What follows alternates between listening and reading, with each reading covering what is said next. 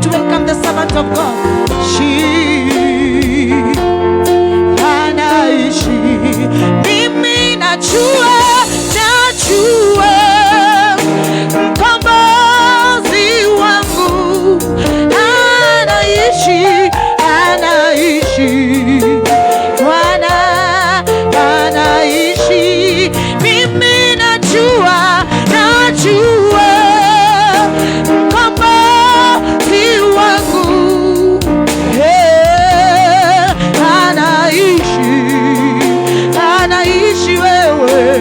Inua sauti sema, mimi najua mkombozi wangu anaishi, Bwana anaishi, mimi najua mkombozi wangu anaishi.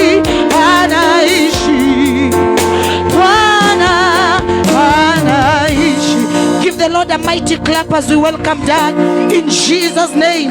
Hallelujah, hallelujah. Thank you. Hallelujah.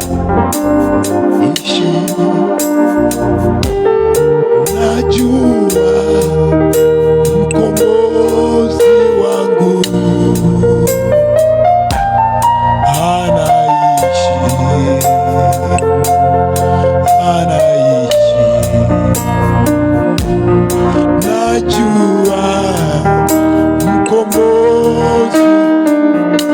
Unajua hivyo, inua mikono yako kwa la sabaranke tadibadela. Mimi najua mkombozi wangu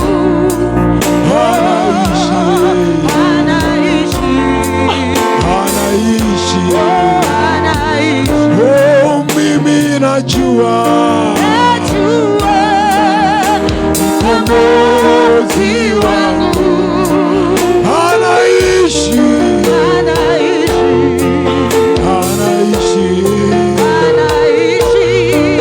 mimi najua mkombozi wangu anaishi.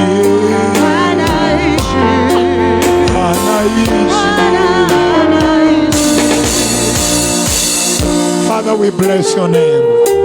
Tunajua ya kwamba unaishi. There is none like you, Jehovah. Let your word come with power and with glory. Let your name be exalted upon this place, Adonai. Be lifted up yet again. In Jesus' mighty name we pray. And somebody said a better amen. Mtu aseme amina. Bwana Yesu asifiwe. Are you happy to be in the house of God? Oh. Hallelujah. Hallelujah. Salimia jirani yako na umwelezee uko mahali pazuri. Uko mahali pazuri. Unajua kuna watu wanangoja mpaka wakufe ndiposa waambiwe uwekwe mahali pema peponi. But tell somebody uko mahali pema. Uko mahali pema. Uko mahali pema. Uko mahali pema. Bwana Yesu asifiwe. Amen. Hallelujah. Hallelujah. Wow, thank you so much. Mzee, tunashukuru, asante kupatikana katika nyumba ya Bwana. Ni vyema, amen. Ninashukuru kila mmoja wetu. I've also seen Agnes. Can you just wave your hand to us? She's a visitor on Sunday. Amen. But she was here on Wednesday. Yes. Na tunashukuru Mungu. You are welcome in this place. Feel free. Tunashukuru Mungu kwa wale ambao wanahubiri injili. Lazima injili iendelee. And you know, I received the good news that the first evening 33. they appeared. Yeah. 33 souls gave their lives to Christ. Hallelujah. Celebrate Jesus.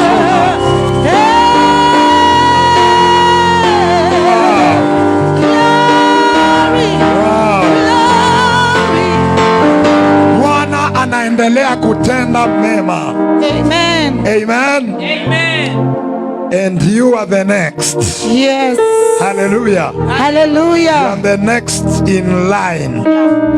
Amen. Amen. I want to teach you something very important, ili tunapoanza wakati wetu wa a prayer and fasting throughout the week, we shall be dealing with altars. Sema altars. Altars. Tutakuwa tunashughulikia madhabahu. And so I want you to be so prepared in Jesus' mighty name, to be prepared psychologically, emotionally, and in every way, ili ya kwamba when we begin uko tayari. Amen. Amen. Bwana atatenda makuu katika maisha yako. I don't know if you believe it, you would have said amen. Amen. Hallelujah. And so because of time, I want to get into scripture and then give you the word of God, so that as we prepare, wow, you're ready. Amen. Amen. Also, I wanted to note that on Sunday we shall be having our afternoon service. Be ready to partake of it. Welcome someone. Anybody sick, welcome them. And amen. God will be moving in this place. So if there is anything that is troubling your generation, bring it here. Hallelujah. Bring your burdens. Jesus will lift them. Hallelujah. Hallelujah. We are preparing for that, and I want you to be ready, psyched up. Na Bwana atakutenda wema. Wow. Can we get to scripture now, so that after that we will give, and after that, if you're having your sacrifice, I'll begin to receive your sacrifices in Jesus' mighty name. Hebrews chapter number 13, from verse 7 to 12. Read. Remember those who rule over you, who have spoken the word of God to you, whose faith follow, considering the outcome of their conduct. Jesus Christ is the same yesterday, today, and forever. Do not be carried about with various and strange doctrines, for it is good that the heart be established by grace, not with foods which have not profited those who have been occupied with them. We have an altar from which those who serve the tabernacle have no right to eat. For the bodies of those beasts whose blood is brought into the sanctuary by the high priest for sin are burned outside the camp. Therefore, Jesus also, that he might sanctify the people with his own blood, suffered outside the gates. Verse number 13. Therefore, let us go forth to him outside the camp, bearing his reproach. Hallelujah. Hallelujah. Father, we give you praise and honor. Thank you because of your word. Let your word be a blessing and food to your people this hour, for the glory and honor of your name. In Jesus' name we pray. Amen. And somebody said, Amen. before you sit down, I want you to turn to someone and tell them the architecture of altars. The architecture of altars. Bwana Yesu asifiwe. Amen. Hallelujah. Don't worry about the hard words, but I will be talking about how to build an altar. Amen. Amen. How to prepare and build an altar. Hallelujah. Hallelujah. The architecture of an altar. You may have your seats. Amen. Amen. Na nataka ukawe msikivu siku ya leo. I want you to listen to the word of God. Wow. I will repeat verse number 10. The Bible says, We have an altar from which those who serve the tabernacle have no right to eat. we have an altar. You will look for me and give me a better voice. Sitaki kujinyonga. Amen. Amen. We have an altar from which those who serve the tabernacle have no right to eat. Amen. Amen. The writer of Hebrews says, we have an altar. Somebody say, we have an altar. We have an altar. You know, I began to speak about altars, and we began to understand that altars are very important, and the understanding of altars is also very important if you are to break any limit in your life. Kujua madhabahu ni nini ni cha muhimu iwapo utavunja yale mambo ambayo yamekuzuia. Are you hearing me, somebody? So the writer of Hebrews says, we have an altar, but this specific altar, Bwana Yesu asifiwe, the Bible says, from which those who serve the tabernacle have no right to eat. Hallelujah. Hallelujah. I told you that there are different types of altars,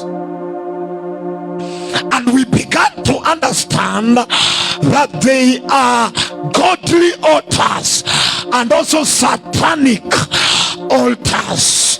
Are we together? There are also altars that you can build as an individual.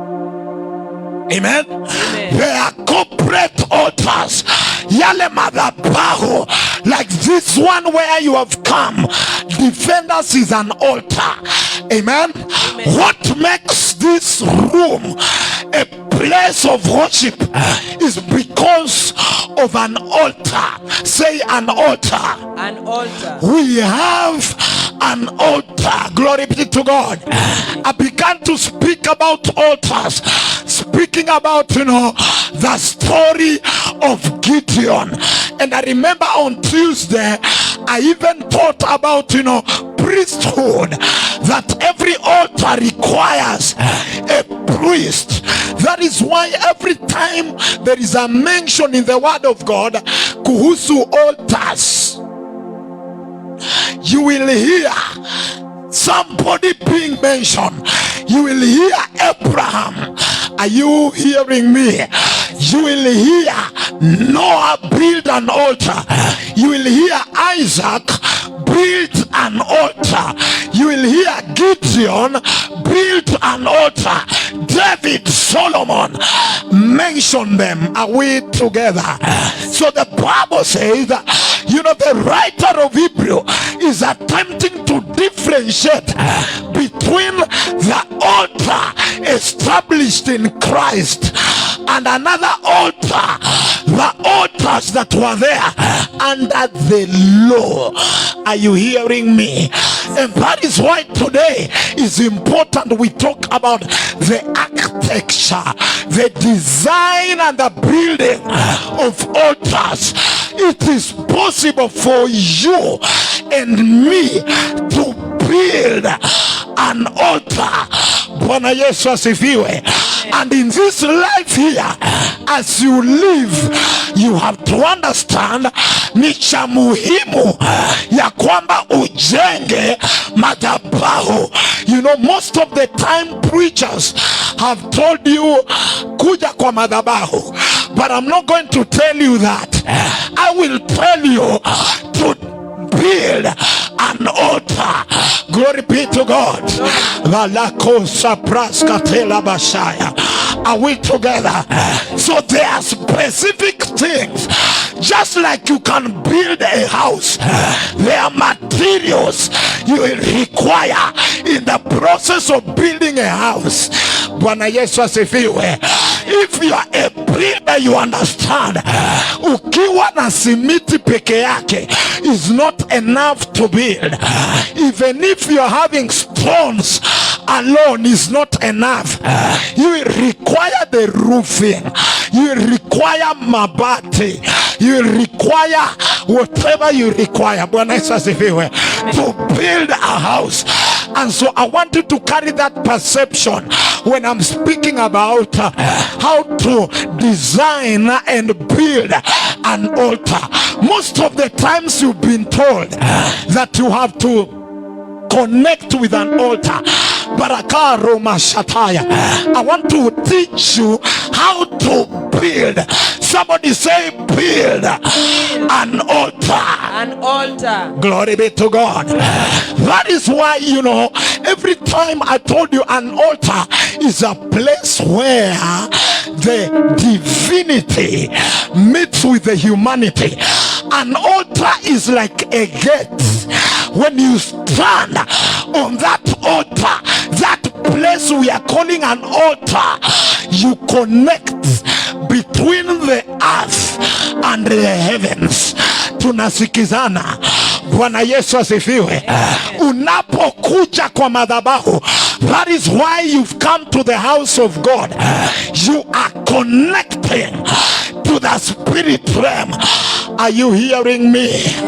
Glory be to God. An altar, I told you something in Genesis chapter number 8 from verse 20.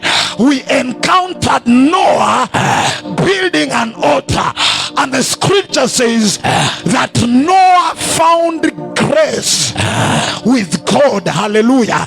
When there was wickedness in that generation, Noah found favor, grace. And I began to tell you the grace that he found was the revelation to build an altar.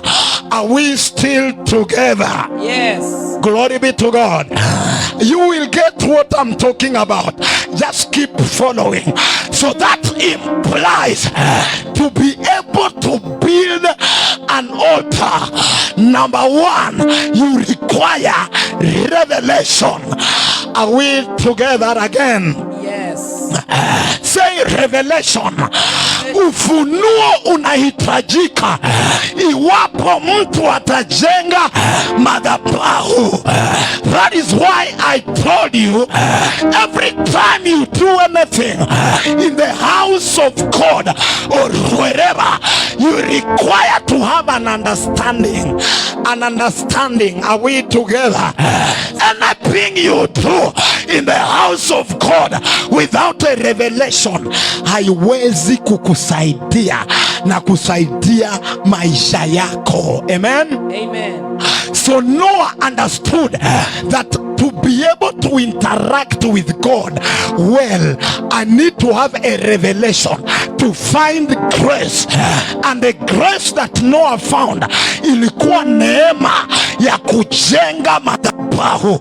I told you there are different types of altars. Are we together? If you are a prayerful man, if you have a grace of prayer, that is an altar you are built. Are we together? If you understand how to give and the need to give in the house of God, you are building an altar. So when I talk about building an altar, don't go home. Susan, are you hearing me? Don't go home na uweke mawe 12 anywhere and say, I have an altar. Are we together? There are things you can do, and then the conclusion is that you have built an altar.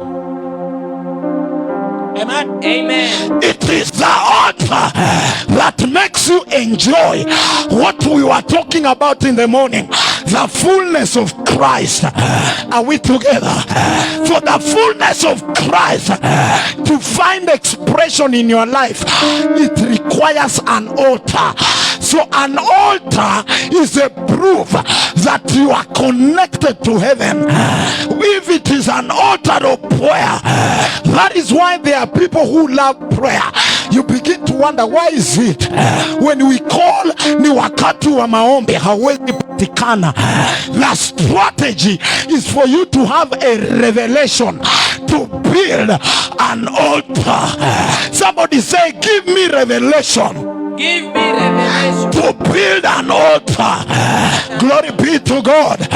It requires a revelation. Any person that you see, that is why some of you, every time your mama harvests at home, utaona kama ni miraa ama ni nini, anabeba the first fruit and she takes to the altar. Glory be to God. It is by revelation. She has a revelation concerning that which she's doing, and so she gets a greater harvest out of that revelation. So to be able to build an altar, you need Revelation. say it. Revelation. Say it. Revelation. Hallelujah. Hallelujah. The reason why you are not prayerful, haujapata ufunuo, you have not established an altar of prayer, you lack revelation. When you know that prayer is important, that giving is important, that righteousness is important, that revelation will lead you to build an altar.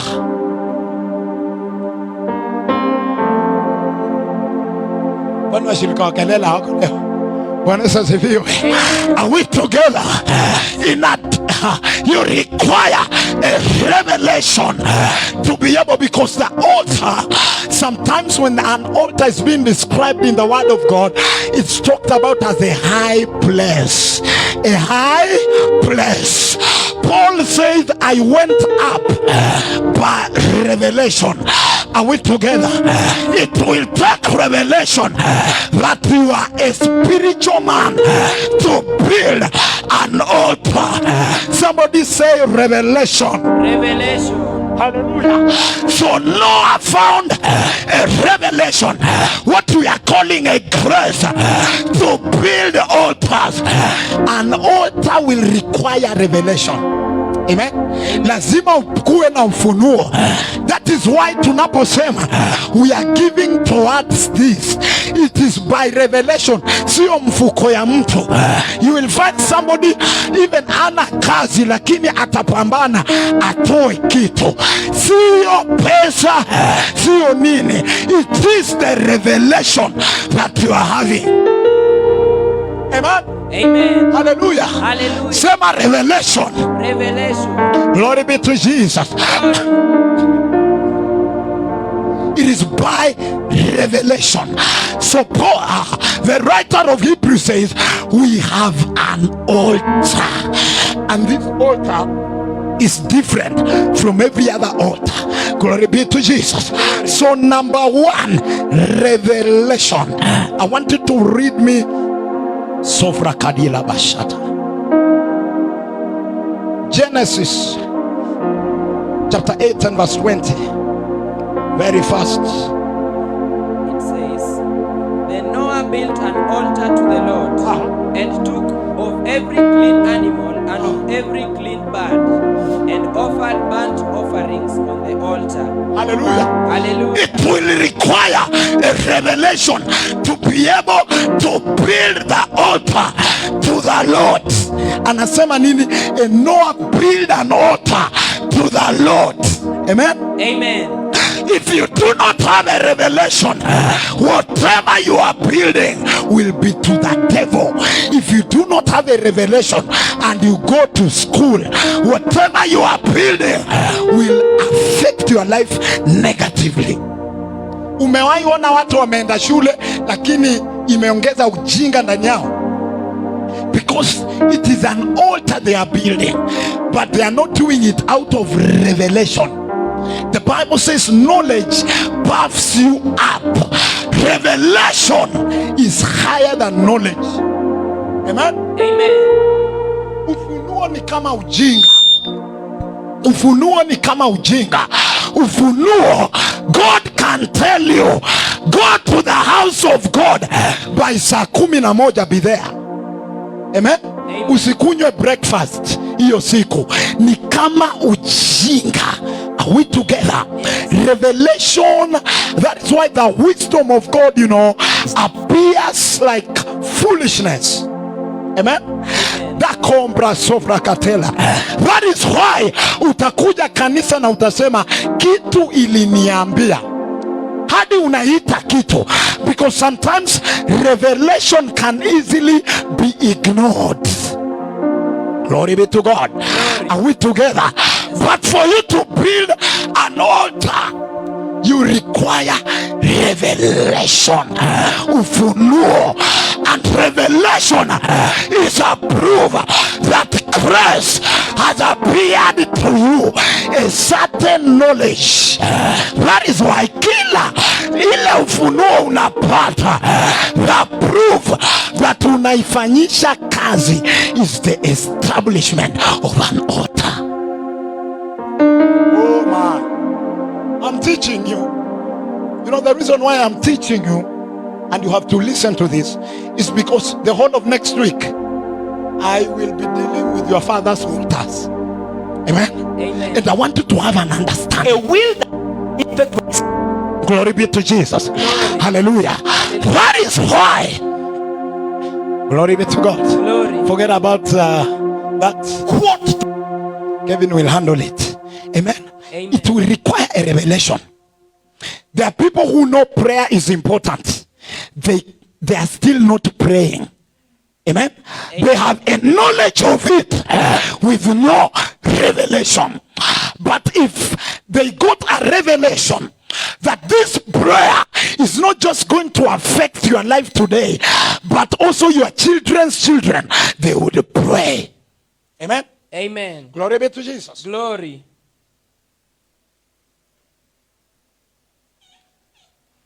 Higher. Glory be to Jesus. Glory. There is a revelation. If you know, if Abraham did not know that the altars that was establishing from Genesis 12 were going to impact not just him, but more than 400 years his children. If he did not know that, hange build his of it. Amen. Amen. If you come to a knowledge and a revelation that if you live a righteous life, it will help your marriage. Even righteousness is an altar you are building. Amen? Amen. A spiritual altar you are building for you. If you get that revelation, you will live a righteous life. Are you getting it? Yes. Oh my God. You are getting it? Yes. If you have a revelation ya kwamba before marriage live a righteous life for the sake of revelation is like knowing the reason why you are doing something. Amen. Amen. Glory be to Jesus. Most of us, you just understand hard work ni poa tu, ni wakada alafu nikuwe na pesa. You do not know that you are building an altar. That is why some of us, because we were born in families where our parents were not hardworking, you wonder why people work hard. Amen. Amen. A revelation is a material that will build your altar. Amen. Amen. Bwana Yesu asifiwe. Amen. Otherwise utafanya mambo under the law. You will do something because it was said you do it. Amen. Amen. Glory be to God. That is why when we are looking at Gideon just arose. All of a sudden, the Lord tells him, destroy this altar, build another altar on this rock. By that revelation, it is like that revelation was a material by which he built the altar. Hallelujah. Hallelujah. La soparekatela. My prayer for you in the name of Jesus, lift up your right hand. I decree to you, you will have a revelation to build an altar that will change the course of your family. I decree to you now, if poverty has existed upon your family, I decree a revelation, an ability to build an altar in the name of Jesus Christ. Say revelation. Revelation. Amen. Amen. Some of us come from polygamous family. I'm one of them. Amen. Amen. You do not have a revelation of the impact of polygamy. If you have a revelation, you will live a conscious life so that you may build an altar that will cancel that altar. Amen. Some of us, you have no understanding of that strain in your family. That is why you take life casual. There are some of you who should not be sleeping when others are sleeping. Because if you trace your family, people don't go beyond 30 years. Amen. Is an evil altar established, but by revelation you can establish an altar of God. You are getting it? Yes. I want you to get it. Amen. Amen. That is why I'm sweating. I want you to get it. Tell someone you have to get it. Kola bro sabadia. Most of us, we asked you, babu yako alikuwa na tabia gani, you even don't know. But if we begin to trace your life, you are already behaving like your grandfather. Because that altar, the foundations of your family are already at work in you. Have you gone Have you gone to family where everyone ukiwa this age you must diabetes? Hadi majirani wanajua hii inakuanga familia ya diabetes. Amen. Bwana Yesu asifiwe.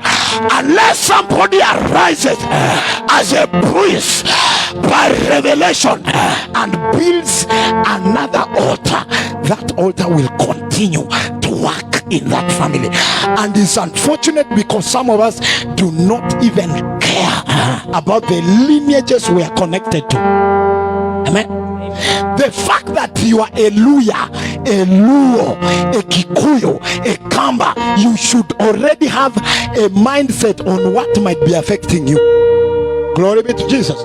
As a servant of God, ukiniambia mimi ni Mluya, I can already predict 1, 2, 3 things that might be affecting your life. Hallelujah.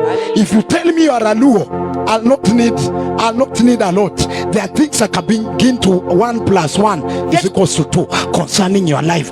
That is why each and every one of us must deal with altars. They must destroy and build an altar. Find that grace in the name of Jesus Christ. I said find that grace. Find that grace. Find that revelation of the need for an altar in the name of Jesus Christ. Are we together? Yes. Amen. Amen. Lazima ukuwe na hiyo ufunuo. Otherwise you will continue to struggle with what your forefathers struggled with. Some of you, before you were born, your mama had to go to a witch and request that you be conceived. And what was the exchange that was given? Akasema huyu mtoto atakuwa connected to this altar forever. Bwana Yesu asifiwe. So there is a behavior in you, hata ukijaribu kuishi maisha utakatifu is not possible. Come on. Some of us are born outside the wedlock. Is an altar. So I want you to understand, an altar is not about something built somewhere. Amen. That is why I have told you, if you live a righteous life, you are building an altar. If you are prayerful, you are building an altar. If you are hardworking, you are building an altar.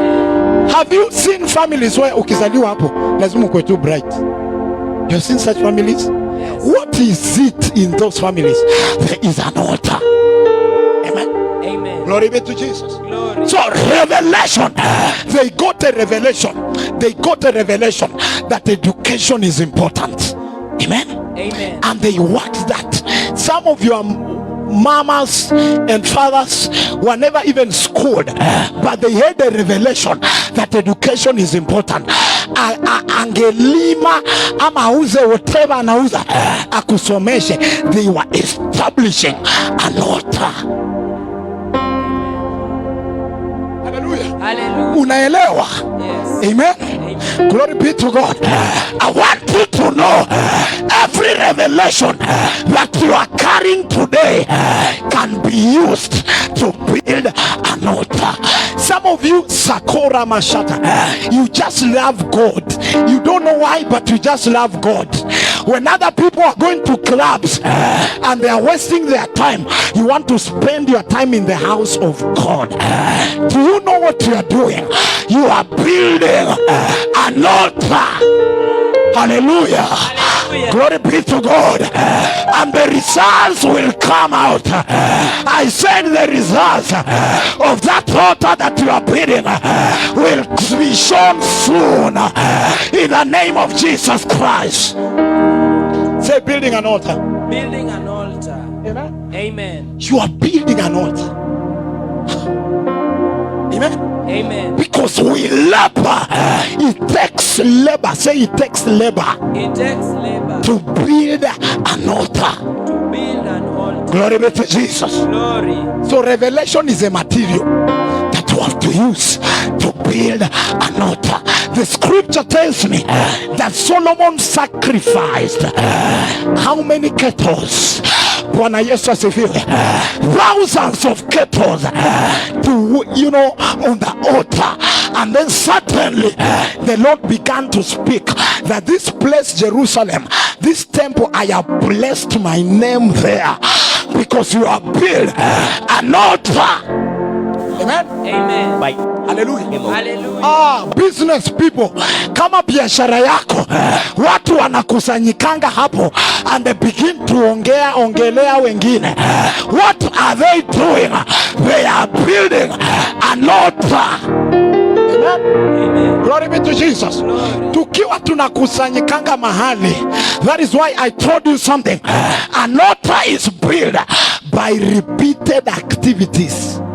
Amen. Amen. Glory be to God. If you are having a friend na muna meetingi tu na munacheka for 30 minutes alafu munaenda. If you do that for 1 month, you will begin to understand hii kitu ni spiritual. The next time you pass there or anyone passes there, ataanza kucheka because that thing has grown into an altar. I've simplified this thing for you. Bwana Yesu asifiwe. That is why ushawaiona mtu anapenda kununa kila wakati. It becomes an altar for them.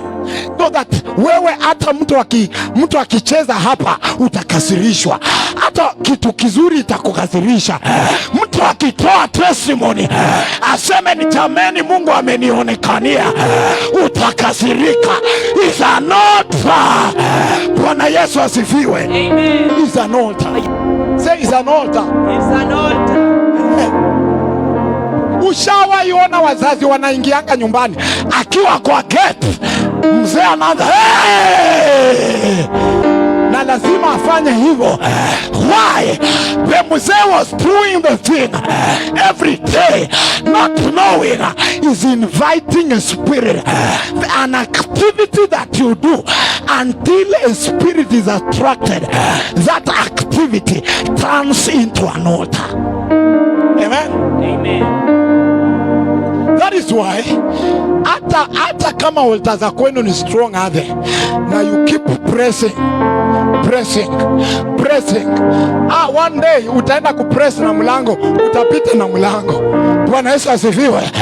Because you are making an impact by revelation. Are we together? I decree and declare somebody is about to build an altar, establish on better promises, an altar in the name of Jesus Christ. Oh, la kabarosata. Say an altar. So be careful how you speak. The words you keep speaking, what are they doing? They are building. We too are being built up into a spiritual house. Are we together? Whatever you keep saying, why do you become it? It becomes a reality when it has established an altar. Because what you speak, spirits don't know jokes. Amen. Glory be to Jesus. Spirits do not know jokes. Ukisikia mtu akianza kusema nasikia nitakufa, nasikia kukufa, nasikia kukufa, huyo mtu ataishi sana. Bwana Yesu asifiwe. That is why when you come to the house of God, you have to cancel some altars and begin to say, I will live, I will not die, I will not die, I will live, I'll be rich, I'll be greater in the name of Jesus. What are you doing? You are building an altar. Amen. Amen. Glory be to God. Because revelation is on the account of the word of God and is a material in the spirits. Hallelujah. Now faith is a substance of things hoped for. Are you hearing me? And faith comes by revelation, by hearing. What you hear, you become. Why? You are building an altar. Hallelujah. Hallelujah. Uko na ufunuo gani? Imagine wengine ulikuwa labda mzazi wako alikuwa biashara. Hata ukikupeleka kwa shule uko na kitu ndani yako inakusukumanga kwa biashara. Hata ukisoma ufike wapi, kuna tu kitu is an altar. Because while you are young, when they are going to their business, they used to pull you around. Na nakwambia niletee ile. And you began, oh, is in the blood. Glory be to God. The life of an animal is in the blood. Is in the blood. Why? You know, an altar has to do with work. Amen. Amen. As I'm sweating right now, my generation is also sweating. Hallelujah. Hallelujah. They are laboring already, so they will not suffer in the name of Jesus. Even your generation, on account of your righteousness, they will endure, they will live. Wataishi kwa jina la Yesu. Amen. Amen. Hallelujah. Hallelujah. We praise the Lord with all that is within us. There are houses inside of us. Are you hearing me? And when I begin to speak, I am blessed. Come on. Don't wait until you see it. Hallelujah. You are walking on the street. Hauna fare, lakini unaongea. Kile kitu ufai kupoteza ni sauti ya ufunuo katika maisha yako. Keep saying it until you become it. Keep building it until you see it. Hallelujah. It's an altar. Amen. Amen. Na unakuanga aje? Mbona every time unataka tu kupenda Mungu? Is an altar building. And our perception is not about me. is about my children's children. For the Bible tells me a good man leaves an inheritance. Inheritance is a product of your altar. That is why even though Islamic people can begin to fight concerning the land of Abraham, Canaan, Bwana Yesu asifiwe, there is still a contention of that land. What they don't know, even in eternity is promised that that land is for Israel. Are you hearing me? Why is it like that? When Abraham was in the land, the scripture tells me the Canaanites were in that land. While Abraham was building altars, he did not go there to fight. He was building altars. He lifts the first altar, Genesis 12 and verse 7. He builds the second altar. Are you hearing me, somebody? And he says he called on the name of the Lord on that altar. He continues to move. At Mamre in Genesis chapter 13, he builds another altar. Na Canaanites wanaona tu, wanashangaa huyu anaekaeka vitu gani hapa? You are building an altar. Have you ever wondered why people wonder at your age? You are still righteous. You are still focused on God. Your life is not working, but you are focused on God. It's a revelation. What are you doing? Building an altar. Amen. Amen. Hallelujah. That is why kuna wazazi walibakia katika hizo ndoa, not because they are happy, but they are saying no, if I dare lose this marriage, my children, what about my daughter who is coming? How will she learn insurance? You are building an altar because of the revelation. Are we together? Yes. Say, build your altar. Build your altar. So kujenga madhabahu si pesa peke yake. Amen. Amen. Ni activity.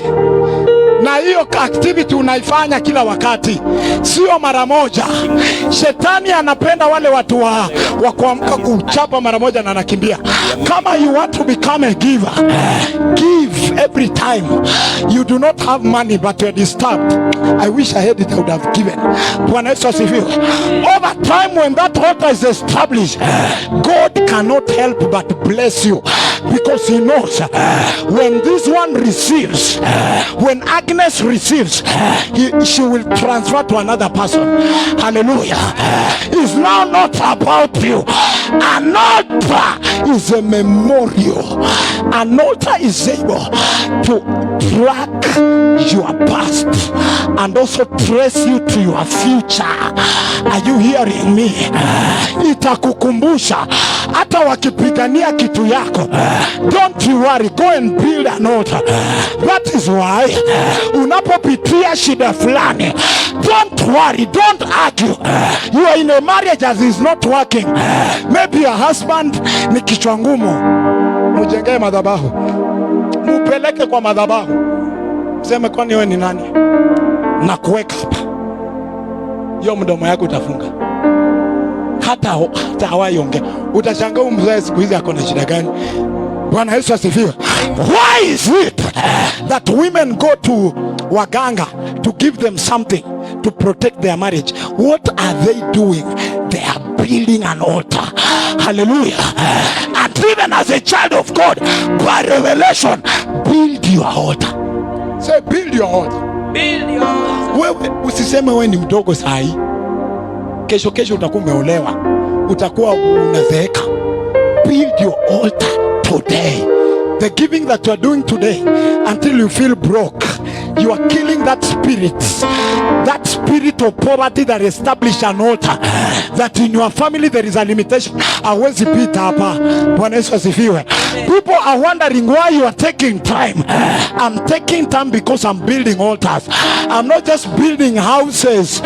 Houses are temporary, but altars are permanent. Unasikia? It can't be simple than that. Amen. Sasa ujue kuanzia leo kila kitu tunafanya. That is what the scripture talks about. There is a reward to every labor. Amen. Your reward in sababu you build an altar, and when an altar is built, even if it takes time, it will happen. It will respond, and it will respond well. Amen. Number 2, the second material. What is the first material? Say revelation. Revelation. The second material, separation. Hallelujah. Hallelujah. Madhabahu inajengwa na separation. Sema separation. Amen. Amen. That is why every time God calls, the Lord says, in the generation of Noah, Noah was found a righteous man. Amen. In the times of Abraham, Abraham is called out of Ur, the land of Chaldeans. Ambia, toka kwenu. Some of you, God has told you, don't live in your village. Say separation. Separation. Hallelujah. Hallelujah. Because separation is a strategy of destroying other established altars and godly altars. As a destroyed separation. Say separation. Separation. Hallelujah. Hallelujah. Even though my parents are not well educated, but I believe in education. Say separation. Separation. Even though my parents are not very rich, but I believe in God blessing me. Say separation. Separation. Glory be to Jesus. When you separate yourself, you are building an altar. You are destroying and building an altar. That is why Gideon is told, destroy that altar. Amen. Amen. Destroy that altar. Glory be to Jesus. Glory. The first altar that Abraham built, I told you, was an altar for consecration. Glory be to God. Glory. For consecration. Genesis 12 and verse 7. That is separation. When the children of Israel were about to go to Sinai, the Lord tells them, separate yourself. No women. No. Amen. Amen. Because I'm going to do great things in your midst. Say separation. Separation. That is why in the scripture we have men called Nazarites. Hallelujah. Hallelujah. It is separation that makes you a priest. It is only priests who build an altar of God. Hallelujah. Amen. Say, I am a priest. I am a priest. Nilikwambia priest si wale wa Katoliki, wale wa Katolika. No. We are all priests and kings. That is a universal ordination. Are you hearing me? And altars are built by men and women that are separated. Amen. Amen. Oh, sasa ona unaniambia ati I'm still young. I am in the university. Lazima niishi venye nikuwe venye watu wanakuanga. Kwa university lazima unajua wanavanga ngozi kwa hapa. Wacha mimi pia nivae hivyo. Say separation. Separation. Glory be to God. Glory. When you are walking naked as a woman, you are building an altar. Is an altar you are building. Unaona mtoto kako kanazaliwa hakakufunzwa, lakini ukienda kwa sokoni na yeye anasema mimi nataka haka, nataka hii, nataka kama hii. Bwana Yesu asifiwe. Say separation. I decree separation upon your life. Be separate. Be distinct. Separate from me. Paul and Barnabas. Where are the Pauls? Where are the Barnabas? For the work of ministry. For the work of building altars.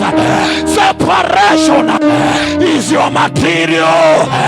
Be holy because I am holy. Amen. Amen. That is separation. Hallelujah. Hallelujah. Kama vitu yote, you know, for example, youths, kama watu wanapenda trend saini nini? Trends ni words kama gani? Words zina trend kila mtu. Najua legit. na wewe pia unaongea hivyo. You are a person who moves with the wave. Say separation. Separation. Hallelujah. Hallelujah. Some of you, if I want to know what is trending na kusikia venye unaongea, say separation. Bwana Yesu asifiwe. Hallelujah. Hallelujah. Na kusikia unajua ngafanya, utaenda kazi gani ukongee mtu na unaingia ngakuja. No. Say separation. You must be different. Amen. Amen. You must be different. Hallelujah. Hallelujah. Ooh, the scripture tells me something. When Daniel, the 4 Hebrew boys in Babylon, wakasema, we are training you to work in the palace, and the procedure is you eat meats. He said, do this, give us 10 days. Na mutupe tu sukuma na maji. And check out after 10 days. And the scripture tells me they looked 10 times better. Bwana Yesu asifiwe. I decree to you now, you will look 10 times better in your wisdom, in your understanding, in the name of Jesus Christ. Value separation. Kama wewe ni mzee, wazee wanaingia sahi, wazee wanasema wamama walikuwa wametufungia kwa manyumba, wacha tuingie kwa nyumba saa 6. Kama wewe ni mzee, separation means una change pattern, unasema 6 niko kwa nyumba. Say separation. Separation. Glory be to God. You are not moving with the wave. You cannot be different while you are moving with the wave. Amen. Amen. Sema separation. Separation. Separation. Amen. That is why if you check out the man that the scripture says he built an altar, that man was different. Amen. Amen. Was a different man. Choose to be different. Usikae kama baba yako, kama mama yako. Usikae kama babu yako. Alafu kuja unaambia watu, unajua sisi kwa familia yetu tunakuanga hivi. Tunakuanga na usituchezee. Sisi hatunanga mchezo. Tunaolekanga tu tukiwa 12 years. Hivyo ndio inakuanga. Sisi lazima upate mtoto ndio uende. Separation. Glory be to God. Separate yourself. The scripture tells me Jesus was different from other boys. Jesus was discussing the law with the Pharisees and the teachers of the law in the house of God. When other boys are playing kalongolongo, Jesus was different. Choose to be different. Amen. Hallelujah. When other people are spending 3 hours on Facebook, they are facing they are booking their face. For you, you are spending your life in the word of God. Say separation. Separation. When other people are chatting the whole night until alale, you are reading the word of God mpaka ulale. Say separation. Separation. It will take separation for you to build an altar to God. 1 Kings chapter 18 and verse 21. 1 Kings 18 and 21. Elijah, the prophet of God, tells the children of Israel, why do you waver between 2 opinions? Why do you waver between Baal and God? Make a choice. Are we together? Separation will determine the kind of altar you will build. If you come on. Sakropra kosapatela. Read. And Elijah came to all the people and said, how long will you falter between 2 opinions? If the Lord is God, follow him. But if Baal, then follow him. Hallelujah. Hallelujah. I came to tell you something. Kama Mungu ni Mungu, unataka kutafuta, fuata Mungu. Usifuate mambo ya dunia na unafuata, usimix, utaujiumiza. 2 altars can never coexist. Are you hearing me, somebody? Say separation. Separation. Kama umeamua ni dunia, fanya dunia umalize ama ikumalize. Usichanganye, nataka kuwa godly lakini pia hii bado kuna kitu imebakia ndani. There's a song I remember we used to sing in our home church. that one thing remained one thing remained in me, and it requires that I repent.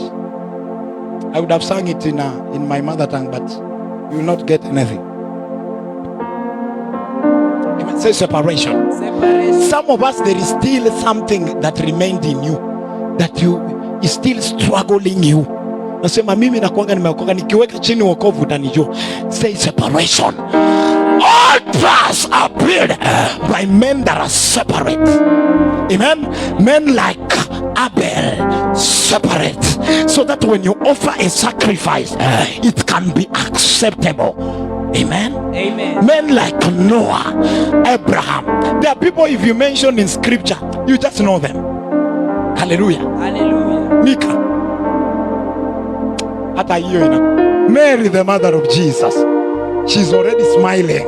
Hallelujah. Say separation. Separation. Glory be to Jesus. Glory. Paul, say separation. Separation. Glory be to God. Men of impact.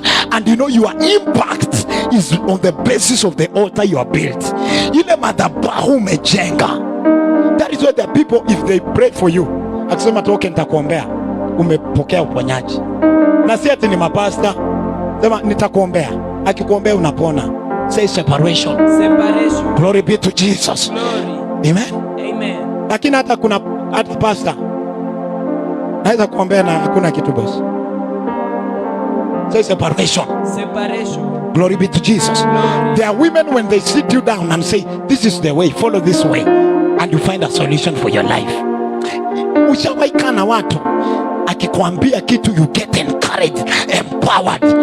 Mwingine ukimsikia kidogo unavunjika moyo. Why? Say separation. I decree separation. You will not waver between opinions. You are about to make a decision of commitment to building the altar of God. Separation in the name of Jesus Christ. Number 3, say purpose. Purpose. Ooh, purpose. Say purpose. Purpose. Hallelujah. Hallelujah. Lengo. You know, if you do not have a purpose as to why you are building that altar, you will build something, but it will not be unto God. Amen? Amen. The purpose is the reason as to why we name altars. When Abraham began to build altars, because his level of revelation was low, hakukuwa anaziname. Amen? Amen. He just said he built an altar unto the Lord. Maybe you read Genesis 12 and 7 to 8. They understand what I'm saying. But there are men in the scripture, even Gideon, when he builds the first altar, akasema, this altar is called Jehovah Shalom. Amen? Amen. Okay, read. Then the Lord appeared to Abram and said, to your descendants I will give this land. And there he built an altar to the Lord who had appeared to him. Anaitwa nini huyo Mungu? Hana jina. Amen? Amen. Hana jina. Verse 8. And he moved from there to the mountain east of Bethel, and he pitched his tent with Bethel on the west and Ai on the east. There he built an altar to the Lord and called on the name of the Lord. Which Lord is that? He did not name it. But if you get to Genesis 28, the son Jacob, amen? Amen. When he laid on that altar between Ai and Bethel, he now said, this one is something. And he named that altar. Glory be to Jesus. Glory. He named that altar. In Genesis 22, when Abraham is told to go sacrifice the son on Mount Moriah, the scripture says, when the Lord appears to him, he says, this is the mountain. On this mountain the Lord shall provide. He understood God as a provider. Glory be to Jesus. Glory. Hallelujah. Hallelujah. So the altar that he built then was an altar of provision. Are we together? Yes. In Genesis 33, the last verse 20, read it. Then he erected an altar there and called it El Elohe Israel.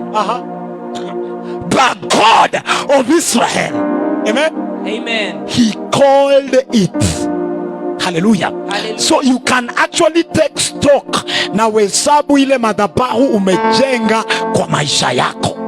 If you want to build an altar of marriage, live a righteous life as a youth, you are building that altar.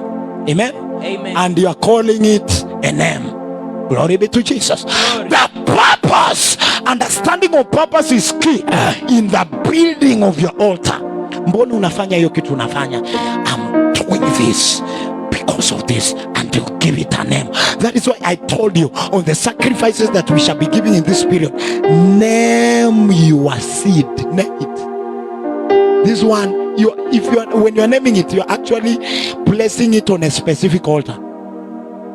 You understand? Yes. Ukisema I want job, so when I decree that which for which you have given happens for you, it's job, it's not marriage.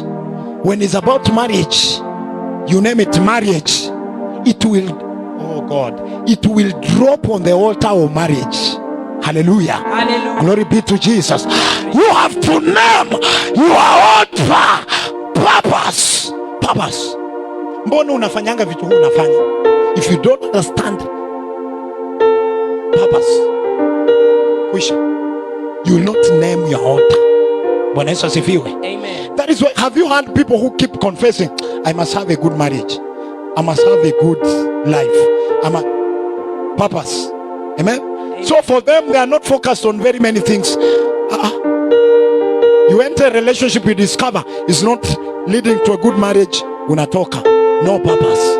Are you hearing me? Yes. Glory be to Jesus. Glory. Say purpose. Purpose. Karavosia patela. Very important. Amen. Amen. Judges 6 and verse 24. Read that. Then we move on. Purpose. Why are you building that altar? Yes. Glory be to Jesus. Glory. Purpose. So Gideon built an altar there to the Lord and called it the Lord Shalom. You see the difference between what Gideon built and Abraham built. Abraham just built to the Lord, akawachia hapa. But Gideon, he called it the Lord Shalom. To this day, it is still in Ophrah of the Abiezrites. To this day, there is an altar by the name the Lord is peace. Is peace. Kama unatoka kwa familia iko na mpurukuko, iko na mrupuko. Have you gone to a families where hata mtoto mdogo akiamuka asubuhi anakimbia hii na anapiga ni mkurupuko? You need to build an altar. The Lord is peace. Ama baba yako, you grew up seeing your mother slap your father. Amen. Amen. Or your father akipiga mama yako. Are you listening to what I'm teaching you? Yes. Is an altar that was established because as a child you looked at it and say, hey, kumbe inakuanga hivi. Wazee wanapiganga mateke bibi zao mpaka anaanguka chini na anaongelea kukanyaga mpaka na faint. So if you grew up in such a family, you need to build an altar and call it Jehovah Shalom. Otherwise, you are carrying a bitterness. And if you're a man, you're just saying, bibi yangu asilete mchezo. Sisi hatuchezo wangu na wanawake. Amen? Amen. Are you getting what I'm saying? I'm teaching you something. Say amen. Amen. If you grew up in a family where there is always chaos, watu walikuwa nakatana na mapanga, bro kadogo kanamka kanashika panga anasema nitaua mtu hapa, you need to build an altar and call it Shalom, so that there will be peace in your walls. If you don't do that, then the enemy there is already an established altar. You are seeing. Even your eyes can receive revelation. Bwana Yesu asifiwe. Amen. May God deliver your eyes. Amen. Glory be to God. Glory. Some of us, even before you approach that damsel that you're having, it's your eyes. Your eyes. Amen. Amen. So your eyes, even though you are a child, you did not understand. Today you remember how your father used to be mukali sana. They build an altar.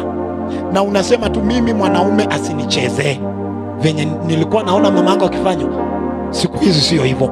So you go to marriage with an altar from your family. Glory be to God. You know, most of us, when we talk about altars, they think witchcraft. We were bewitched, so that neighbor is against us. No. Amen. Amen. Some of us, you are in a family where you used to fight with your mother or father. Una slap mama yako na unakimbia. Is an altar that was built. You need to destroy it. Amen. Yeah. Na unaweza kuwa, let me tell you, is a serious thing. Ulikuwa unapiga mama yako, usiende kwa kaburi yake kama hayuko alafu useme mama, I'm sorry. That's nonsense. I remember one of my cousins, they were rude to the dad, extremely rude. The father wanted something from them and then akasema I can't. Akaenda na gari yake kubwa akasimama akasema you're very stupid. I don't give whatever. I can't do that. Don't touch my property. And immediately after a short period of time, the young boy killed somebody. And a man who was a great man, a manager in one of the companies, akafungwa. And the father died while he was in jail. So when he got out of jail, in fact in jail, because he's the firstborn, he had to write a letter to the father. Wasome tu kwa matanga. Say, not me. Not me. Bwana Yesu asifiwe. Amen. Wasome tu kwa matanga. So when he was released, he now went to the grave and cried and said, Daddy, I'm sorry. That is nonsense. It cannot change anything. Amen. Amen. You better say sorry when people are still living and build an altar of shalom. Are you hearing me? Yes. Hey, useme ati sasa atuna. It can do nothing. I won't change anything. And that is why as a child of God, you live consciously, knowing that every decision you are making is building an altar. Amen? Amen. Yeah. So wewe penda kujibisha mzazi, Baba unaongea venye unataka. Sema unajua hata mimi pia ni mwanamke. Utajua wewe sio mwanamke. Amen. Amen. Glory be to Jesus. This life requires understanding. If you don't live with that understanding, you will live having built altars that can never be destroyed, and it will be permanent. Hallelujah. I pray that you will be as wise as a serpent. In the name of Jesus Christ, you will live by wisdom. You will establish a city, altars by wisdom. In the name of Jesus Christ. Amen. Are you hearing? You know, the kanisa inafaa kufunza kila kitu na kuishi. That is why any person committed to loving the Lord must grow better than the best lecturer you can think about. You are more wiser than them. Are you hearing me, Sharon? Amen. Amen. Glory be to Jesus. Live, have wisdom. Everything you do, attach it to purpose. Attach it to purpose. Give it a name. The reason why I am always bringing water in the church, I am building my marriage. Have a revelation. Come on. The reason why I am always carrying this speaker, moving it from here to here, my children will never work for heathen and struggle. You are prophesying hata kama wewe umepitia magumu, but build already available in Canaan, whose fathers the principle of a place. Look at Gideon. The Bible says Lord Christ appeared to him. Wakaanza kuongea. What if angekuwa another place? Angeapia. You hearing that? Yes. Some of us, God has told you, make sure you are in this place. Kuwa tu hapo. Hata usifanye kitu yoyote, kuwa hapo. You are building an altar. Amen? Amen. Because your altar must be in a specific place. Are we together? Yes. Oh, I wish you took it serious. Hufai kwenda kanisa yoyote. Acha ni simplify. Si kanisa yoyote unafaa uende. Amen? Amen. Si mali yoyote unafaa uishi. Confirm from God that that's where you're supposed to live. A place. There is a place you can go to live. The altars that are established there will make you fall with immediate effect. Because I've talked about principalities. Amen? Amen. Principalities, they are territorial. Kuna area fulani ushaenda, nikisema Mombasa, kuna kitu inaingia ndani yako. Amen? Amen. Nikisema Nairobi, hey Nairobi guys have come, there is something getting in you. Bwana Yesu asifiwe. Amen. Central Kenya, they are getting something. Eastern, something is getting in. Western, umeshaanza kufikiria vitu za Western. Bwana Yesu asifiwe. Say a place. A place. Very important. Why? Ask yourself, why is it that Jesus was to be crucified at Golgotha? Mbona si Nazareth? Golgotha ilikuwa mlima. Golgotha, mbona hapo? Amen? Amen. The scripture says in John 4 that and he had to go through Samaria. Jesus, mbona alikuwa apitie Samaria? Ndiye amiti ule mwanamke. Mbona apitie huko? Singepitia kwingine ndiye amiti. Bwana Yesu asifiwe. Say a place. The position. You have not come. Oh, you need to read me the scripture. Thank you, Jesus. Hebrews 12 verse 18 to 24. Just very fast. I'm finishing. Amen? Amen.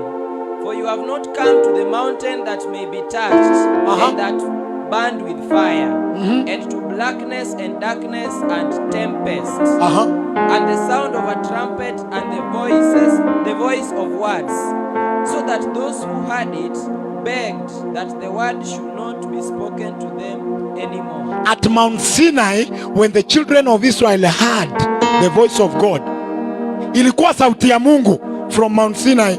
Wakasema, Moses, wewe ndanga unamsikia unakuja unatuambia. Amen? Amen. But the writer of Hebrews says you have not come to a mountain like Sinai, a mountain that can be touched, a mountain where those who heard the voice requested, please don't speak to us. But where have you come? Read on. For they could not endure what was commanded, and if so much as a beast touches the mountain, it shall be stoned. Or there are places, the requirements for you to live there are so hard. You will never build any altar. You will live all your life destroying altars. The Bible says, the reason as to why David could not build a house for God, alikuwa mjamaa wa vita. Haimaanishi ati alikosa kupigana, ati damu nyingi ilikuwa kwa mikono yake. It also means kuna vita bado alifaa kupigana, hangekuwa na wakati ya kujenga. You are not built to fight forever. Amen? Amen. Ndiposa it will take God leading you to a certain place, ili ukae hapo na uanze kujenga madhabahu haraka. Hakuna distraction. Amen. They didn't get it.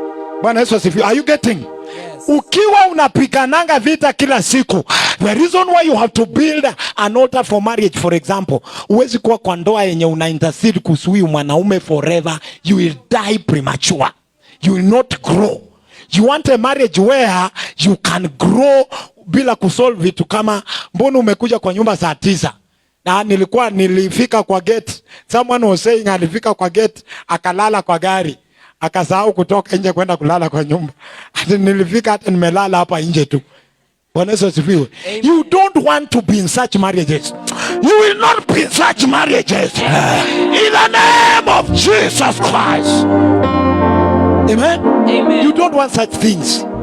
You will waste time. Mtu mzima utashinda uko wapi kila saa. You don't want that. You want to concentrate and work your life out. May God give you grace in the name of Jesus. Amen. Finish up that scripture. It shall be stoned or thrust through Yes. with arrow. And so terrifying was the sight that Moses said, I am exceedingly afraid and trembling. Read on. But you have come to Mount Zion. Say, but you have come to Mount Zion. But you have come to Mount Zion. Do you know? Let me make you give you a statement. Altars, all altars, all godly altars are built in Zion. No other place. Amen. Amen. Glory be to Jesus. Glory. Amen. Amen. Yes.